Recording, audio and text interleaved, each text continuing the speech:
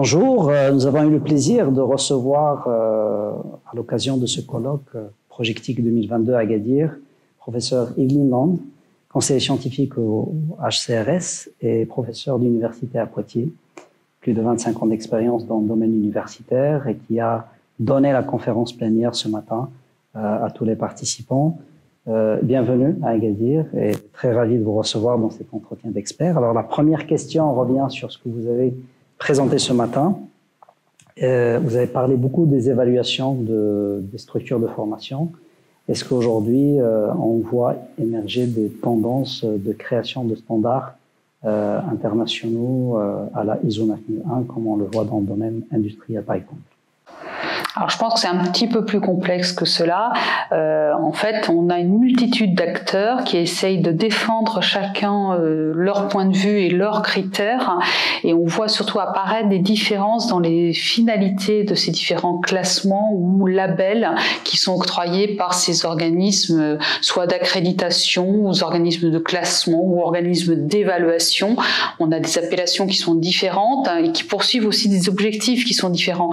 Donc les critères qui seront pris en compte ne seront pas les mêmes. Si je prends un exemple, quand vous avez une structure ou une agence d'évaluation en vue d'accréditer une formation, ce qu'elle va regarder, c'est finalement la qualité du corps professoral, ça va être la qualité de la recherche, la qualité de l'insertion professionnelle. Et ça, il est vrai que ce sont des standards que l'on retrouve de manière assez fréquente et immuable, on va dire, dans l'ensemble de ces agences d'évaluation et d'accréditation. Par contre, si on est sur d'autres types de classements, des fois on va intégrer finalement la qualité des locaux, on va regarder en fait la qualité ou le dynamisme des structures associatives, on va regarder également quelle est la perception par les directeurs de ressources humaines de la notoriété de l'école et de l'adaptabilité également des étudiants ou des diplômés une fois qu'ils sont sur le marché du travail.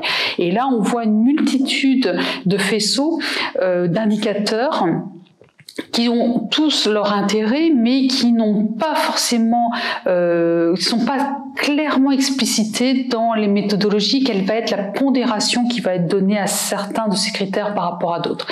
Et ce que l'on peut un peu critiquer ou prendre un petit peu, faire attention quand on a un classement, c'est comment fait-on avec des indicateurs composés d'indicateurs tellement différents, comment fait-on pour avoir quelque chose de cohérent, de pertinent, et suivant la pondération qu'on va donner à un critère plutôt qu'à un autre, est-ce que ça ne va pas modifier aussi le classement, puisque derrière ces agrégats, on va dire, d'indicateurs, ces notes agrégées, on va retrouver des classements, et ces classements sont extrêmement importants pour mesurer la notoriété de certaines écoles ou pour faire tout simplement de la communication.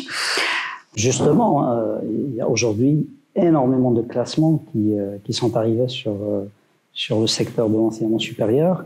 Est-ce que finalement, trop de classements, est-ce que ça n'impacte pas négativement une évaluation objective des acteurs de formation? Alors je prendrai les propos d'un président d'université que j'ai rencontré qui m'a dit, grâce à cette multiplicité de classements, on est forcément visible quelque part et on apparaît forcément dans un des classements et on peut comme ça toujours mettre en avant en termes de communication comme quoi on est numéro 1 quelque part où on apparaît le meilleur possible dans un des classements. Alors de ce côté-là, on peut que se réjouir si on le souhaite. Maintenant, pour répondre à votre question de manière un peu plus sérieuse, est-ce qu'on va voir une normalisation des standards? C'est ça un petit peu votre question.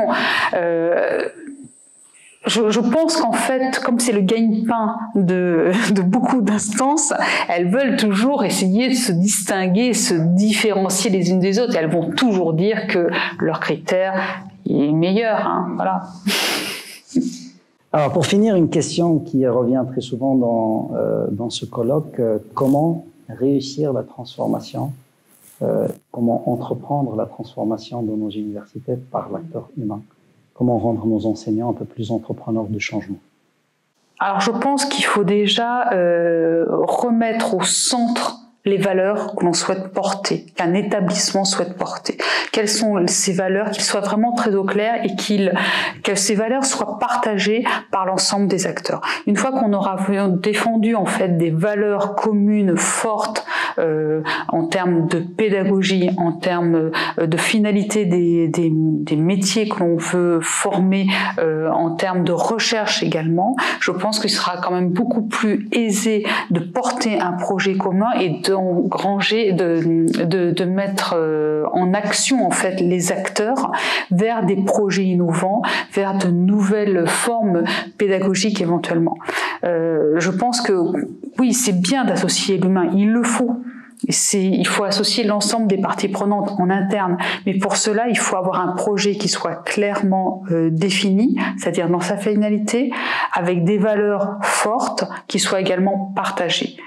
Et je pense que souvent, trop malheureusement, on oublie qu'un établissement de formation agit sur un territoire, que ce territoire, il doit être à l'écoute de son territoire et comprendre quels sont les besoins de son territoire, quelles sont ses attentes, mais pas forcément immédiates, celles qu'il va émettre tout au long d'un projet que l'on va devoir adapter.